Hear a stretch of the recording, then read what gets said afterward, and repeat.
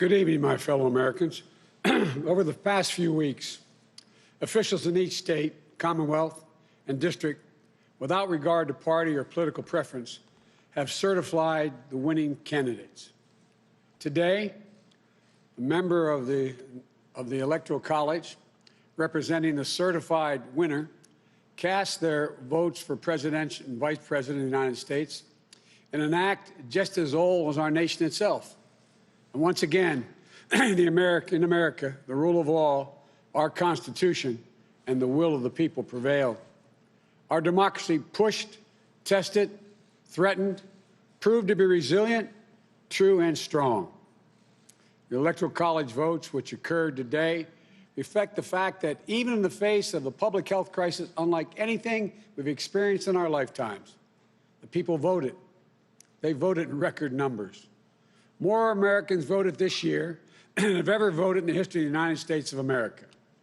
Over 155 million Americans were determined to have their voices heard and their votes counted. In the start of this pandemic, this crisis, many were wondering how many Americans would actually vote at all. But those fears proved to be unfounded. We saw something very few predicted, even thought possible. The biggest voter turnout in the history of the United States of America. A number so big that this election now ranks as the clearest demonstration of the true will of the American people. One of the most amazing demonstrations of civic duty we've ever seen in our country. It should be celebrated, not attacked. More than 81 million of those votes were cast for me and Vice President-elect Harris. That, too, is a record. More than any ticket has received in the history of America. It represents a winning margin of more than 7 million votes over the number of votes cast for my opponent. Together, the Vice President-elect Harris and I earned 306 electoral votes, well exceeding the 270 electoral votes needed to secure victory. 306 electoral votes is the same number of electoral votes that Donald Trump and Vice President Pence received when they won in 2016. Excuse me. At the time, President Trump called the Electoral College tally a landslide. By his own standards, these numbers represented a clear victory then, and I respectfully suggest they do so now. If anyone didn't know before, they know now. What beats deep in the hearts of the American people is this: democracy. The right to be heard, to have your vote counted, to choose leaders of this nation, to govern ourselves. In America, politicians don't take power. People grant power to them. The flame of democracy was lit in this nation a long time ago. And we now know nothing, not even a pandemic or an abuse of power, can extinguish that flame. And as the people kept it aflame, so too did courageous state and local officials and election workers. American democracy works because America makes it work at a local level. One of the extraordinary things we saw this year was that everyday Americans, our friends and our neighbors, often volunteers, Democrats, Republicans, independents, demonstrating absolute courage. They showed a deep and unwavering faith in and a commitment to the law. They did their duty in the face of a pandemic. And then they could not and would not give credence to what they knew was not true. They knew this election was overseen. It was overseen by them. It was honest. It was free. And it was fair. They saw it with their own eyes. And they wouldn't be bullied into saying anything different. It was truly remarkable, because so many of these patriotic Americans are subject to so much enormous political pressure, verbal abuse, and even threats of physical violence. While we all wish that our fellow Americans in these positions will always show such courage and commitment to free and fair elections, it is my sincere hope we never again see anyone subjected to the kind of threats and abuse we saw in this election. It's simply unconscionable. We owe these public servants a debt of gratitude. They didn't seek the spotlight. and our democracy survived because of them, which is proof, once more, that it's everyday Americans infused with honor, character, and decency that is the heart of this nation. In this election, their integrity was matched by their strength, independence, and the integrity of our judicial system.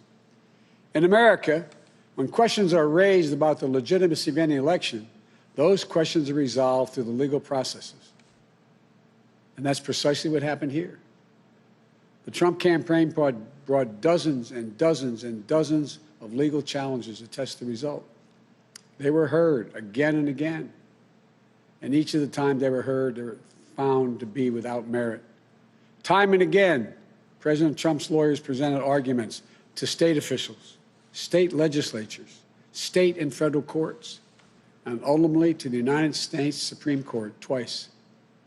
They were heard by more than 80 judges across this country, and in every case, no cause or evidence was found to reverse or question or dispute the results. A few states went for recounts. All the counts were confirmed. The results in Georgia were counted 3 times. Didn't change the outcome. The recount conducted in Wisconsin actually saw our margin grow. The margin we had in Michigan was 14 times the margin President Trump won that state by 4 years ago. Our margin in Pennsylvania was nearly twice the size of the Trump margin 4 years ago. And yet, none of this has stopped baseless claims about the legitimacy of the results.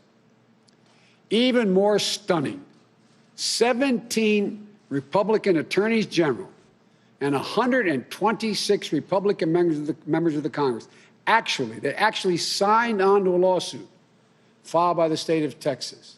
That lawsuit asked the United States Supreme Court to reject the certified vote counts in Georgia, Michigan, Pennsylvania, and Wisconsin.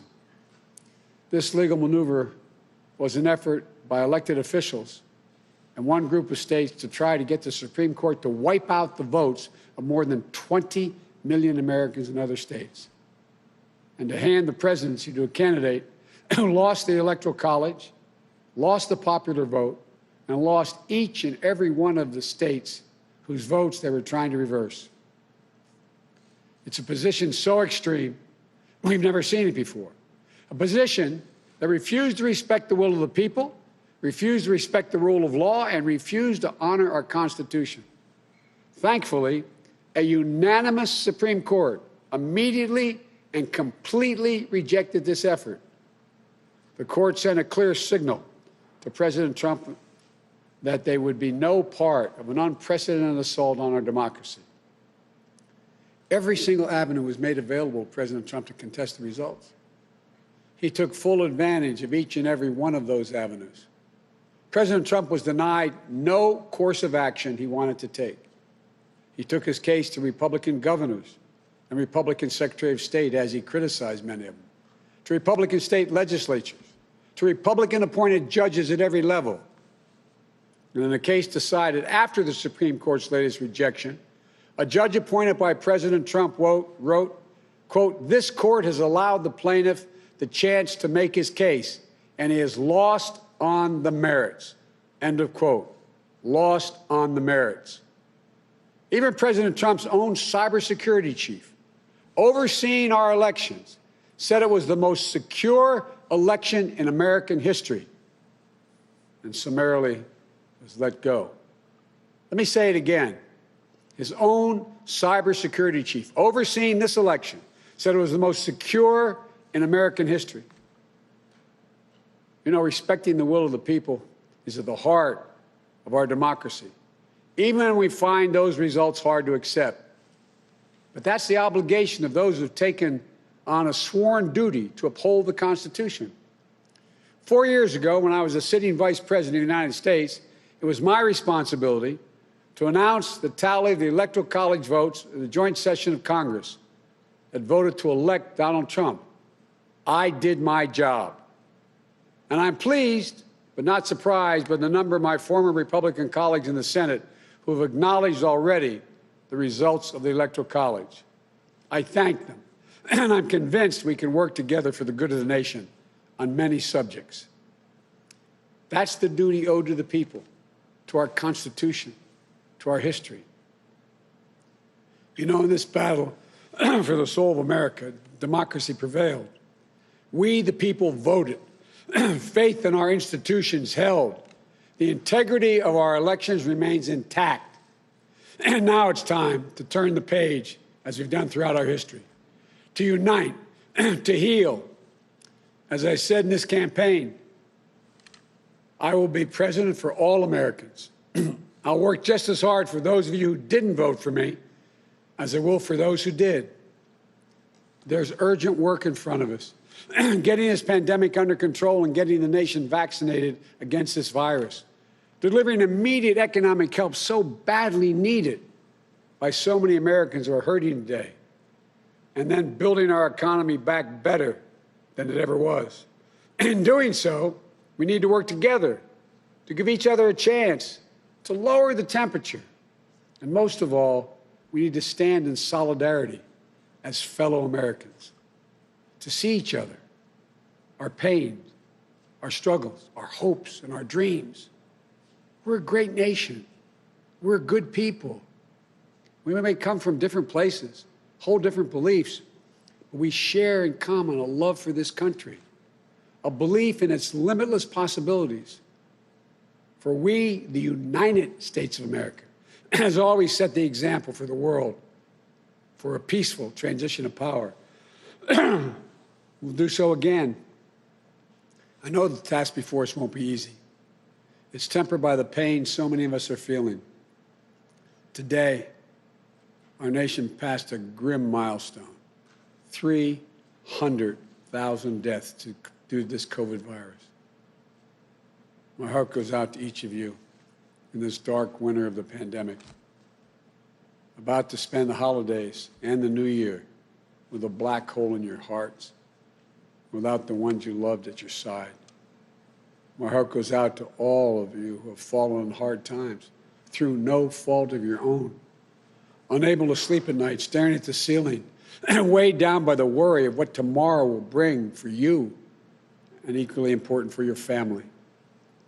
But we've faced difficult times before in our history.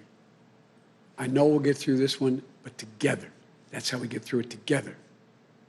So as we start the hard work to be done, may this moment give us the strength to rebuild this house of ours upon a rock that can never be washed away. As in the prayer of St. Francis, for where there is discord, union. Where there is doubt, faith. Where there is darkness, light. This is who we are as a nation.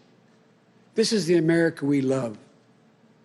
And that is the America we're going to be. So thank you all. May God bless you. And may God protect our troops and all those who stand watch over our democracy. Thank you.